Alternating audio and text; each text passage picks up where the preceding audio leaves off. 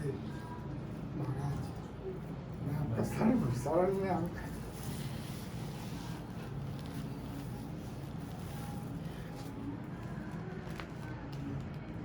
आप बताइए, आप शरण में आऊँ चाहता हूँ। स्वागत है हमारे प्रभु। निवेदन है, मेरे कल्याण के लिए मार्ग दिखा। हमारे प्रभु हाथ ऐसे किए खड़े हैं, आओ मेरे बेटे आओ। हम सब भगवान के अंश हैं, उन्हीं के द्वारा रचित इस नानात्व रूपी माया में भ्रमित हो गए। ये तो बड़ी कृपा होती है जब किसी जीव के हृदय में बात आती है कि अब लो नशानी अब ना नशे। अब तक जीवन गया, अब जीवन प्रभु की शरण में जाएगा। ये तो अहो भाग्य, अतिशय कृपा राम की हुई, पाँव दे यह मार्ग सोई। इस मार्ग में कदम वही रख पाता है जिस पर भगवान की विशुद्ध कृपा होती है। आपका स्वागत है। मन वचन कर्म से बताए हुए मार्ग पर चलने पर जितनी भी श्वासें शेष हैं, इसी से भगवत प्राप्ति हो जाती है। जितनी श्वासें शेष है, कलयुग की विशेष महिमा है। पहले था 10-10 हजार वर्ष हाथ उठा करके, अंगूठे केवल खड़े होकर, वायु पीकर। कलयुग में केवल भगवान नाम निरंतर जपते हुए जितनी श्वासें बची हैं, अगर हमारी अगली श्वास ही मृत्यु है तो एक श्वास में भगवत प्राप्ति हो जाएगी। एक श्वास में पुत्र के बहाने बुलाया नारायण तो भगवत प्राप्ति हो गई। आखिरी श्वास में भगवान नाम निकल गया, पुत्र के बहाने से ही तो भगवान के पार्षद आ गए, यम पास काट दी और उनसे कहा तुम कैसे धर्मराज के दूत हो, ये तो निष्पाप है। तो ये निष्पाप कैसे, वैश्यागामी न जाने कैसे कैसे हिंसा और पाप करता रहा और आप इसे निष्पाप कहते। बोले मेरे स्वामी का एक बार अंतिम समय में यदि नाम आ जाए तो तुम्हें पता नहीं, वो तत्काल निष्पाप हो जाता है। तो अब जितनी श्वासें बची हैं वो प्रभु के चरणों में अर्पित कर दो। बस अर्पित करने का मतलब जो मंत्र मिले, जो नाम मिले, उसी के सुमिरन में लग जाओ तो बस भगवत कृपा ही कृपा है। जितना बचा है जीवन उतने से ही भगवत प्राप्ति हो जाएगी। जितना बचा है बस ये सोच ले, अब लो दशानी अब ना नशे हो। उसी से भगवान बहुत कृपालु है, बहुत उदार है। जिस समय जैसे खेलने गया हुआ बच्चा जब घर में लौटता और माँ कह के पुकारता है तो माँ कहती है हम तो पहले से तुम्हारा इंतजार कर रही थी, तुम ही खेल में लगे हो। ऐसे ही भगवान की ही इस माया रचित खेल में हम अपना जीवन लगाए हुए हैं। जब हमें याद आती कि अरे अब पता नहीं कब श्वास छूट जाए और अभी जहाँ जाना है वहाँ का परिचय नहीं है, अभी भगवत प्राप्ति का क्या स्वरूप, हमें कुछ वो घबरा जाता है जीव। मरने के समय जीव को भय क्यों लगता है? इसलिए लगता है कि जैसे अभी आपको भेजा, जाओ आप अमेरिका जाओ, अब आपका कोई परिचय नहीं, कहाँ जाना कैसे, तो आप घबरा जाओगे। और अगर आपका वहाँ कोई रिश्तेदार है, संबंधी है, तो आप आराम से चले जाओगे कि उनके यहाँ रुक जाएंगे, हमें सब पता है, वहाँ की सब बातें हमें वो बता देंगे। ऐसे जो सदगुरुदेव हैं, संत जन हैं, ये भगवत देश के निजी जन हैं, भगवत देश के संपूर्ण परिचय को जानने वाले हैं। और जब हमारा प्रभु से जो स्वाभाविक संबंध है वो जागृत हो जाता है तो मरने से सब जग डरा मेरो मन आनंद, कब मरी हो कब भेटी हो पूर्ण परमानंद। उसके हृदय में उत्साह होता है, कब ये नाशवान शरीर छूटे और मैं सच्चिदानंद प्रीतम प्रभु से मिलूं जा करके। स्वागत है आपका शरणागति।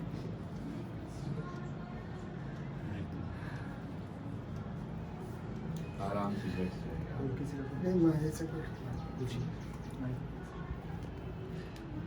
कोई प्रश्न शेष नहीं है, बस आपकी शरण में, आपकी शरण में ले लीजिए, हमें और कुछ नहीं, सिर्फ आपकी शरण चाहिए। सारे प्रश्न आपको देकर समाप्त हो गए, उनमें कोई इच्छा शेष नहीं, शरणागत कर दीजिए। आप इसके बाद हमसे मिलिए यहाँ से। गुरुजी मुझे अपनी शरण में ले लीजिए। बात करें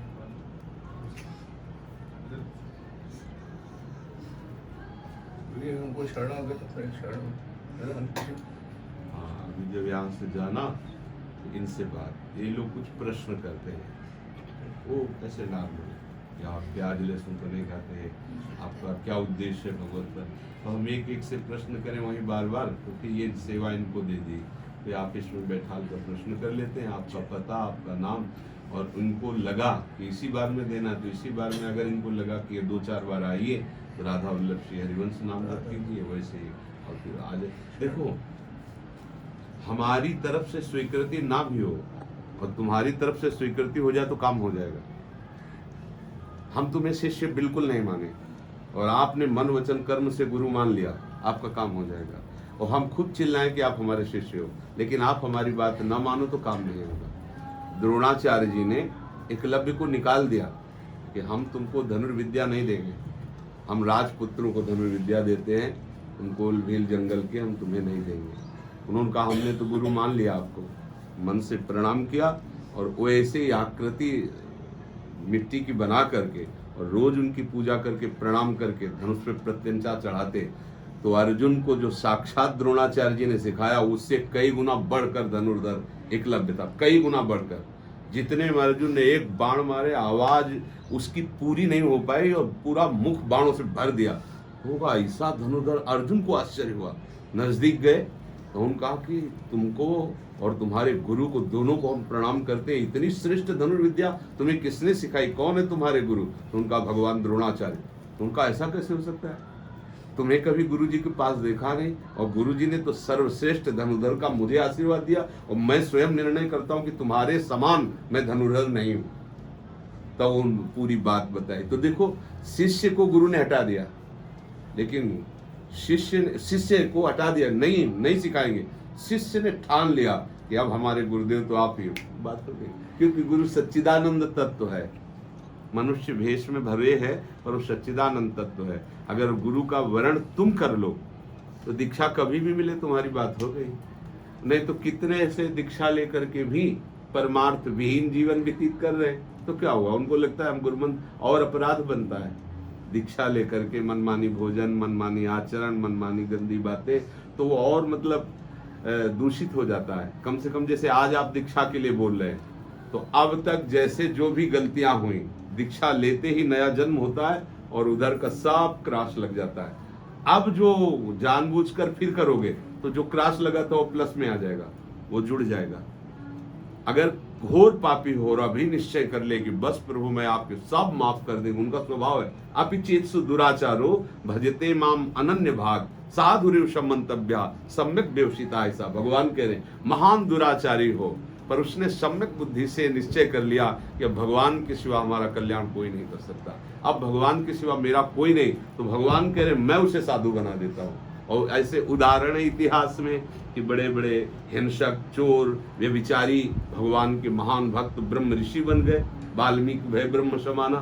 तो हमें अंदर से स्वीकार करना है गुरुदेव को और गुरुदेव के वचनों को, बस बात बन जाएगी। ये कोई सांसारिक संबंध नहीं है कि जैसे संसार में संबंध हम स्वीकृत कर लेते हैं बस हो गया, ऐसा नहीं है। इसमें आज्ञा पालन करे वही शिष्य, और आज्ञा उल्लंघन करके मनमानी आचरण करे तो सब नाटक हो जाता है। ये बाहरी नाटक, मान लो कंठी बांध ली, हम तिलक लगा लिए, अपने गुरु की अवहेलना करें, उनकी बात ना माने, तो हमारे हृदय में अध्यात्म शक्ति नहीं जागृत होगी। और अध्यात्म शक्ति जागृत नहीं हुई तो विकार पटकते रहेंगे, आपको समझ में ही नहीं आएगा परमार्थ का आनंद क्या है।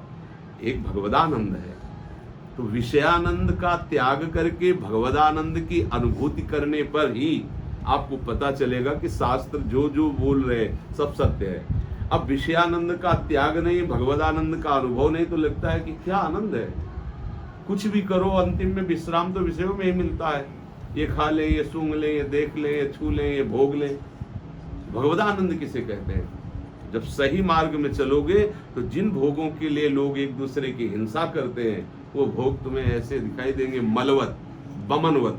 रमा बिलास राम अनुरागी तजत बमन जिम जन बड़भागी। जैसे कोई बमन उल्टी कर दे, देखने को मन, ऐसे देखने को मन नहीं होगा। और कहीं और भगवत दर्शन की लालसा जग गई तो ब्रह्मादिक के भोग सब विषम लागतता ही नारायण ब्रजचंद की लगन लगी ही जाए। अब लगन लग गई, कैसे प्रभु को निहारूं, कैसे प्रभु से मिलूं, तो ब्रह्मादिक के भोग भी उसे विष के समान लगते हैं। ये पार्थिव मर्त भोगों की तो बात जाने दो। तो हमें लगन पूर्वक गुरुदेव का वर्ण करके गुरुदेव के वचनों के अनुसार चलना चाहिए, और जहां ऐसा चले बस बात बन गई। आपको मार्ग पूछना नहीं पड़ेगा, आपको दिखाई देगा ये मार्ग है, ये मार्ग। आगे आगे स्वयं भगवान आपको घसीटते चले जाएंगे। देखना, तो अगर ऐसा ना हो तो हर जीव सकामता से चलता है, हर जीव अज्ञानता से ही चलता है, और वो निष्काम और ज्ञानी हो जाता है। तो भगवान ही तो उसे प्रदान करते हैं ज्ञान, भगवान ही उसको पूर्ण काम करते हैं। तो उनकी आश्रय लेकर, उनकी शरण होकर गुरुदेव के बताए हुए उपासना में लग जाए, फिर कोई प्रश्न नहीं रहता।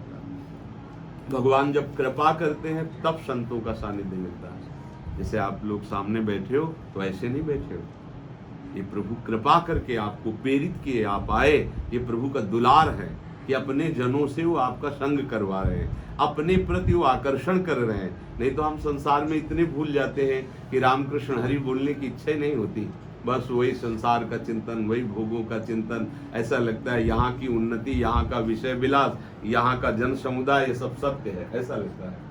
लेकिन बात ऐसी है जैसे स्वप्न, ऐसा ही है।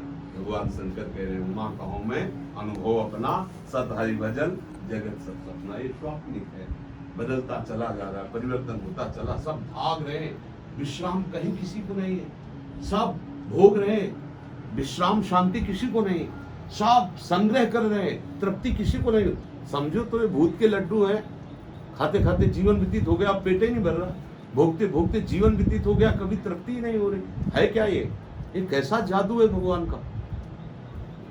प्रवाह चल रहा है, कुछ मरने के प्रवाह में, कुछ जन्मने के प्रवाह में, कुछ मरने जा रहे हैं, कुछ जन्मने जा रहे हैं। कैसा प्रवाह चल रहा है माया का। जब इसका चिंतन करो तो भय लगता है कि अरे कैसा है, कैसा संसार। कहीं कोई काट रहा है, कहीं कोई पूज रहा है, कहीं कुछ मंगल हो रहा है, कहीं घोर अमंगल हो, कैसा है माया का प्रवाह चल रहा है।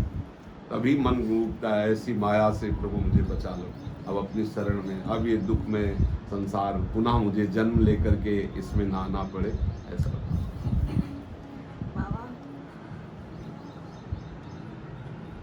जो बोला है उसको देखो, मनन करो। अगर इससे भी बढ़कर कोई प्रश्न हो तो करो, जो हम अपने आप बोल दिए इसका विचार करो, इसको जीवन में उतारो। अगर कोई ऐसा लगता है कि इससे भी बढ़कर प्रश्न है तो बताइए। कुछ कहने की जरूरत नहीं है, सुन लो, मनन करो, चल दो, बस हो गया। सुन लो, मनन करो और उस पर चल दो, आप खुद आगे देख लेना क्या कहना चाहते हैं। आपके चरणों में दंडवत प्रणाम। मेरी भजन से थोड़ी दो दुविधा है।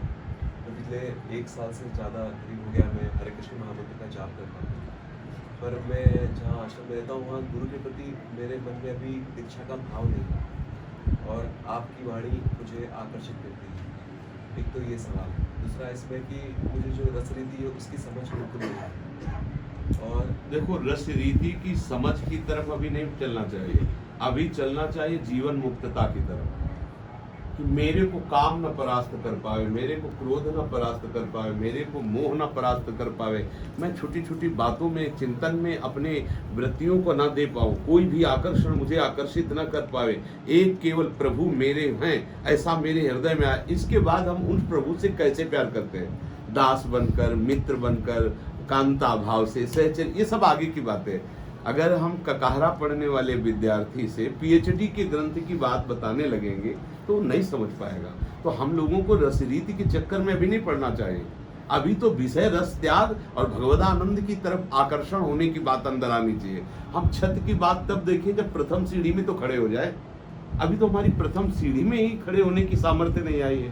तो अब क्या होता है, जब हम लोग उधर की बात सोचते हैं कि सहचरी, हम तो पुरुष हैं और सहचरी क्या मतलब, सहचरी क्या स्त्री, मतलब सहचरी स्त्री। अब कैसे पहुंचे, जब शरीर अभिमान से युक्त है तो देहाभिमानी जीव कैसे उस चिदानंद रस को जान सकता है, कैसे चिदानंद बपू को प्राप्त हो सकता है।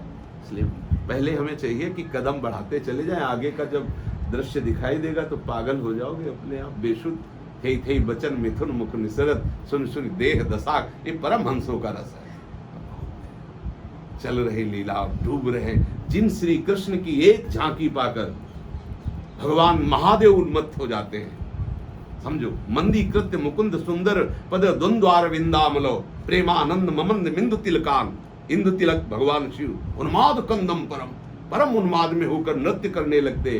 वो श्री कृष्ण जिन प्रियाजू को देख करके बेशुद्ध हो जाते हैं और वो दोनों युगल सरकार प्रिया प्रीतम मुस्कुरा मुस्कुरा करके हमें आज्ञा दे रहे हो और हम उनकी परिचर्या में लगे हो, उनको सुख पहुंचा रहे हो, उनके अनुसार हमारी चेष्टा हो, इससे बड़ा सुख क्या हो सकता है। जिनकी एक झांकी बड़े बड़े योगिंद्रों मुनिंद्रों को उन्मत्त कर देती है, वो प्रभु जिनकी एक कटाक्ष में बेशुद्ध हो जाते हैं। वो हमारी श्री प्रिया जो हैं, ऐसे प्रिया प्रीतम की आराधना निहाल हो गए। अखिल लोकों का स्वामी अपनी साहिबी का विस्मरण किए हुए जिनके चरणों में महावर लगाने के लिए लालायित है, वो हमारी श्री किशोरी जी महाराज, वो महारानी जी हैं। अब इस मार्ग के आगे की बातें समझने के लिए पहले कदम भाई कदम आगे बढ़ाता चला जाए तभी है। एक दुविधा थी, मैं एक्चुअली हेल्थ सेशन लेता हूँ और स्कूल में मोटिवेशन क्लासेस देता हूँ। तो मैंने देखा कि स्कूलों की स्थिति बहुत खराब है, तो चरित्र निर्माण की तो कहीं से कहीं तक बात ही नहीं है, सिर्फ भौतिक विषयों की तरफ ही आकर्षित किया जा रहा है। तो इसी विषय को सोचते हुए मेरी 11 साल की बिटिया है, मैंने उसे स्कूल से बाहर निकाल दिया और मेरी इच्छा है कि वो भी भजन मार्ग में इसी में आगे बढ़े। देखो, अपने मन को तो प्रभु में लगाने की चेष्टा की जा सकती है, लेकिन सामने चाहे बच्चा हो या कोई भी परिवार का सदस्य हो, जब तक वो स्वयं भजन करना नहीं चाहेगा तो हम जबरदस्ती भजन किसी से नहीं करा सकते। ये काम जबरदस्ती वाला नहीं है। सत्संग के द्वारा, साधु महात्माओं के संग के द्वारा बुद्धि में ये बात आ जाए कि नाम जप करना परम लाभ है और वो नाम जप करने लगे तो आपका उपदेश, आपका सहयोग काम करेगा। अब वो बच्चा ही निश्चय न करे तो फिर किसी का बस नहीं चला। ये चूंकि ऐसा कार्य है, हमें दूध पिलाना, भोजन पाना, वो जबरदस्ती कर सकते हैं, लेकिन मंत्र जप करना है, नाम जप करना है, ये तो प्यार से हम कह सकते हैं, लेकिन वो जब तक नहीं रुचि करेगा तब तक। तो हमें क्या करना, पहले हम अपनी रुचि भजन में कर लें और फिर जब हम संकल्प करेंगे किसके, तो उसके मन पर बलात् आपका भजन जाके काम करने लगेगा। अभी क्या है, मोहाशक्त है आप, अभी मोहाशक्त है कि इसका मंगल हो, मेरी बेटी है ना। अब ये मोह आपको निर्बल करेगा, बलवान नहीं करेगा। और यदि आप भगवत प्रेम से मतवाले हैं तो किसी भी जीव के प्रति संकल्प करेंगे उसका मंगल प्रारंभ हो जाएगा, क्योंकि आपके पास भजन पावर है ना।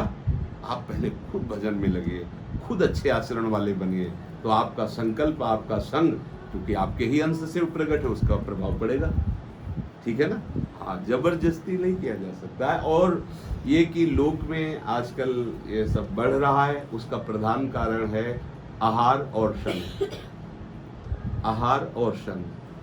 आहार पवित्र नहीं, बड़ा स्वच्छ दिखाई देगा, सुंदर दिखाई देंगे, लेकिन पवित्रता नहीं मिलेगी।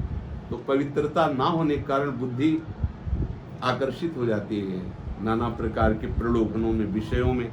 और संग, प्रगट का संग, जैसे मोबाइल आदि है, व्यक्ति है, दृश्य है, ये सब संग हमारी बुद्धि पर बहुत बड़ा असर करता है। तो आहार और संग दोनों हमारे बिल्कुल व्यर्थ वाले हैं। अब जिन बच्चों के पास मोबाइल है, मतलब पूरा संसार वो अपनी जेब में लेके चलते हैं, और जो बच्चे चाट चूट इधर उधर सब खाते पीते हैं, मतलब बहुत ही अपवित्र है। सुंदर मान सकते हैं, स्वच्छ मान सकते हैं, सजा रखा हुआ है, लेकिन उसका निर्माण अपवित्रता से होता है। भोजन का प्रभाव सीधे बुद्धि पर पड़ता है। हमारा जैसा भोजन होता है वैसे ही बुद्धि चलने लगती है, वैसे ही बुद्धि विचार देने लगती है, वैसे ही बुद्धि का निश्चय होने लगता है। इसलिए अब ये तो नहीं कहा जा सकता कि सब नई जनरेशन ठीक से चल पाए, कलयुग है। भ्रष्टाचारा सब संसारा, धर्म सुने नहीं काना। समय धीरे धीरे आता चला जाएगा। क्या ये वर्णाश्रम, क्या ये धर्म, क्या ये भजन, कौन भगवान, कैसा भगवान, कान से नहीं सुनेंगे, ऐसी बुद्धि भ्रष्ट हो जाएगी बहुत। इसीलिए भजन कर लो कि अगला जन्म हो ही ना। धीरे धीरे धीरे धीरे सब बदलता चला जा रहा है, क्योंकि कलिकाल का प्रभाव बढ़ेगा ना। तो बुद्धि बदल गई तो सब खत्म। ड्राइवर नशे में तो गाड़ी खंडक में जाएगी ही जाएगी, गाड़ी जो है लड़ेगी ही लड़ेगी। क्या कहना है? महाराज जी, जिसको हम भजन करते हैं तो महाराज जी क्या वृंदावन में ही रह के करें या अपने? ये तो आपका भाव होना चाहिए। हमारे परम प्राणधन लिए श्री प्रिया प्रीतम की लीला स्थली है। यहाँ जो परमाणु है वो विश्व ब्रह्मांड में कहीं नहीं।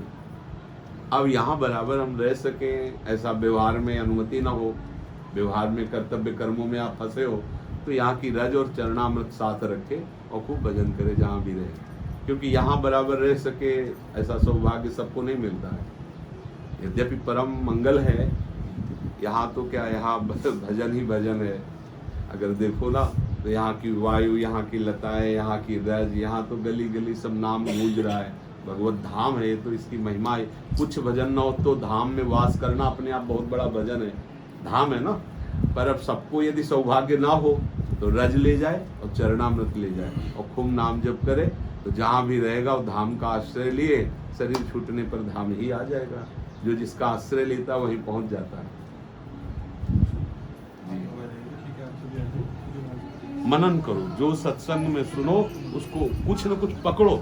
जैसे इतनी देर वार्ता हुई, अब आप बाहर निकलो तो आपने क्या लिया, कुछ पकड़ो। तो कोई एक शब्द पकड़ो, कोई एक पंक्ति पकड़ो जो तुम्हारे दिमाग में घूम जाए कि आज हम संत संग किया तो ये बात आज हमने पकड़ी।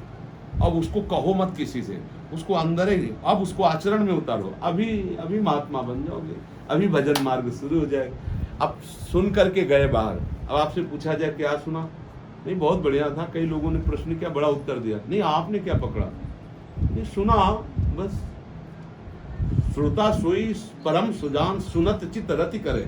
एक एक शब्द हमें पकड़ में आ जाने चाहिए। अच्छा इसका उत्तर ये, इसका उत्तर ये, इसका उत्तर। सारांश में पूरे अभी के जितना अपनी चर्चा हुई 30-35 मिनट, पूरे में 5 शब्द पकड़ लो, ये। अब उन पर विचार करो, उनको देखो अपने जीवन में कितना है।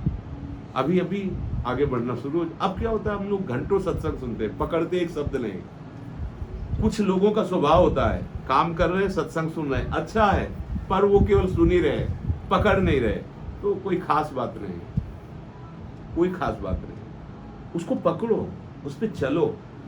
हलवा बनाने की पूरी प्रक्रिया आप याद कर लो, दूसरों को सुना दो। क्या आप हलवा का स्वाद चख लोगे? क्या आप हलवा पाने पर जो स्वस्थता आती वो आ जाएगी? क्या पेट भरेगा? क्या तीनों बातें नहीं। ऐसे ही आप प्रवचन सुन लो, प्रवचन सीख लो, प्रवचन सुना लो, क्या आपको भगवदानंद की अनुभूति होगी? नहीं। वेद कहता है नायमात्मा प्रवचनेन लभ्या। चाहे जितना बड़ा प्रवचन कर लो, ऐसा थोड़ी कि तुम आत्मानंद को प्राप्त हो जाओगे। आत्मानंद को प्राप्त हो फिर उसकी चर्चा करो तो बात अलग। तो ना ये प्रवचन से मिलता है, ना प्रवचन सुनने से मिलता है, ना बहुत बुद्धिमान को मिलता है। जिसने इसका वर्ण कर लिया, पकड़ लिया कि वो बात मिल गई और शुरू हो गया, बस वही इस सत्संग का लाभ ले सकता है। पकड़ो, एक शब्द ही आपका कल्याण कर सकता है। पकड़ो। पूरे सत्संग में क्या पकड़ा, बस ये आप देखो आपने क्या पकड़ा। प्रश्नों की तो कभी अंतिम स्थिति आ ही नहीं सकती जब तक अध्यात्म की अंतिम स्थिति नहीं आएगी। प्रश्न तो बने ही रहेंगे, पर कुछ तो पकड़ो। कहीं जाया जाता है, कुछ लिया जाता है। आज के सत्संग में आपने क्या लिया, आप पकड़ो, अपने दिमाग में बैठा लो और उसको आचरण में उतारो, देखो प्रकाश होने लगेगा। पर ऐसा होना कठिन होता है। सब प्रश्न तो बहुत करते हैं, उत्तर भी होते हैं, पर पकड़ कहीं नहीं होती, फिर जैसे कि तैसे रह जाते हैं। ठीक है। आपने कहा कि अगर गृहस्थ है तो ब्रज और चरणामृत लेके जाओ वहाँ भजन करो। तो है तो सब कुछ आप ही कहते हैं नाटक है सब, फिर उनके चक्कर में क्यों हम अटक के किनके? घर वालों के चक्कर? तो ये बात अंदर आनी चाहिए। बाहर से कहोगे नाटक है तो पिट जाओगे, बाहर से कहोगे तो पिट जाओगे। ये तो अंदर समझने का, ये तो विवेक जागृत करने का विषय है। क्या नाटक है? एक ही सच्चिदानंद भगवान जड़ चैतन्य रूप लेकर के हिल रहा है। अब ये बात तुम्हें अनुभूति करनी है कि सब पत्नी से कहो तुम नाटक हो, पुत्र से कहो तुम नाटक हो, पिता से कहो तुम नाटक हो, पागल घोषित कर दिए जाओगे। बात समझना है, हमको अंदर से देखना है कि ये जो अच्छा बुरा जड़ चैतन्य ये सब दिखाई दे, ये नहीं है। एकमात्र भगवान है, एकमात्र प्रभु है। अब ये अनुभव करना है कि सबको बताना। ऐसा सबसे कहने लगो तुम भगवान हो, तुम भगवान, तो पागल माने जाओगे। ये अंदर का विषय है। भजन करो, जिसके साथ जो कर्तव्य उस कर्तव्य का निर्वाह करो और आगे भगवत चिंतन। फिर वो जब उदासीन अवस्था आती तो ये अलग अलग सूत्र होते हैं। जब बुखार बहुत हाई लेवल का होता है तो साधारण टेबलेट नहीं दिए जाते। ऐसे ही जब उसका विवेक हाई लेवल का हो जाता है तो सीधे कहा जाता है सब तज हरिभज, छोड़ संसार छोड़। अब वो अंदर से वो प्रबल वेग वैराग्य का बढ़ा। अब वहाँ ये काम नहीं चलेगा कि कर्तव्य पालन करो और सर्वधर्मान परित्यज्य मामेकम शरणम व्रज। भगवान ही तो बोल रहे हैं, नहीं तो भगवान ही तो कह रहे अपने अपने धर्म का पालन करो। एक ये साधारण उपदेश और यह असाधारण उपदेश, सर्वधर्मान परित्यज्य मामेकम शरणम। वो स्थिति होती है। तो आपको देखना है अंदर कि आपकी स्थिति क्या है। अगर स्थिति गड़बड़ है और आप ये चाल चलोगे तो चल ही नहीं पाओगे, सारा मन वहीं लगा रहेगा परिवार में, संसार में। अगर स्थिति सही है तो वहां रहते हुए भी सारा का सारा चिंतन इधर होगा, वृंदावन बिहारिणी बिहारी जी का। तो मुझे लगता है अपनी स्थिति को देखकर ही कदम उठाने से, समझ रहे हो, बात दोनों प्रभु की ही है। गृहस्थी भी प्रभु का है और वैरागी भी प्रभु का है। गृहस्थी में रहकर भी भगवत प्राप्ति होती है और वैराग्य से भी भगवत प्राप्ति होती है। पर गृहस्थी को अंतर वैराग्य धारण करना होता है।